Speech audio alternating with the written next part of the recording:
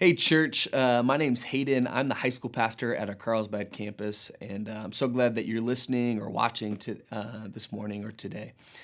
I don't know about you, but I have this weird irrational moments where if I hear something in the dead of night and I'm laying there in my bed, and it's normally when I'm alone, and I hear that creak or I hear that branch hit the window or I just hear that noise.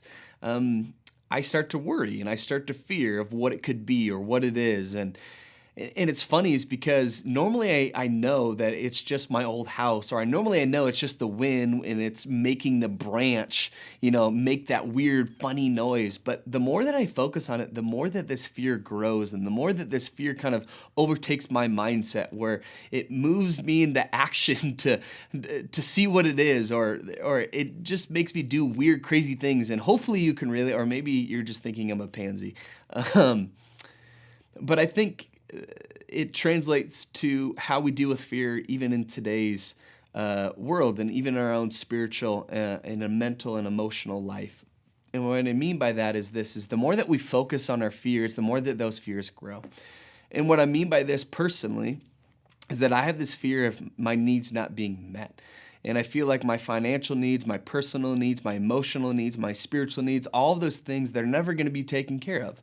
And so what I do to combat that is I don't talk about them.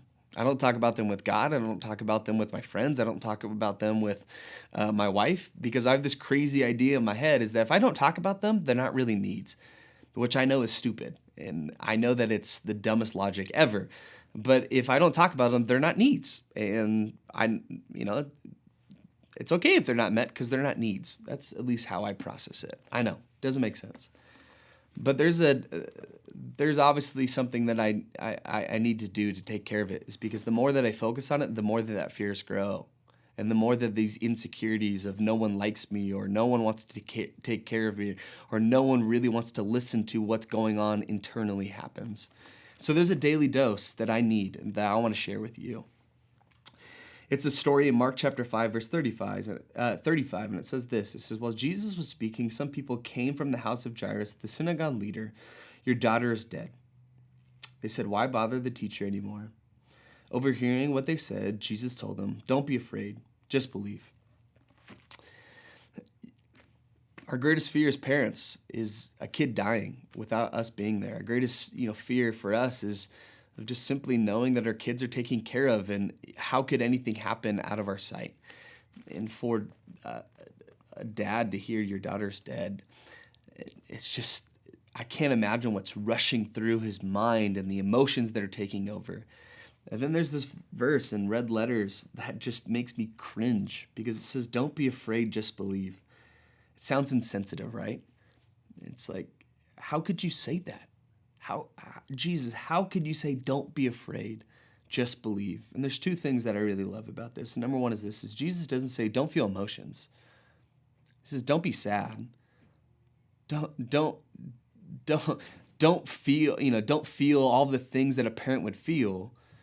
And so Jesus is allowing us to feel things. Jesus is allowing him to feel all of those emotions. But what Jesus is saying is, he says, choose what you're going to dwell on. Choose what you're going to focus on. Are you going to focus on the fear, or are you going to focus on the one who could take fear away?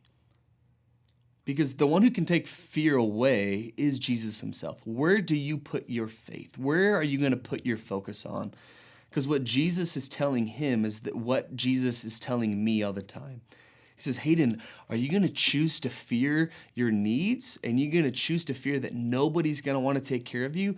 Or are you going to choose to focus on me, who can provide your needs, and who can and who has placed people in your life who want to support you spiritually and mentally and financially, in all of the ways that God has put people in my life? And so what I want to encourage you today, and what I want to encourage you maybe this week, or wherever you're at in your spiritual journey or your mental journey of fears, is, what are you choosing to dwell on? Are you choosing to dwell on the fear that we have, and as it continues to grow and it continues to paralyze us of what we do, are you choosing to focus on the one who could take fear away? Because that's what I need, is I need to place my trust in the one who could take my fear away. And I hope you can too. Thanks for joining us, and I hope you have a great day.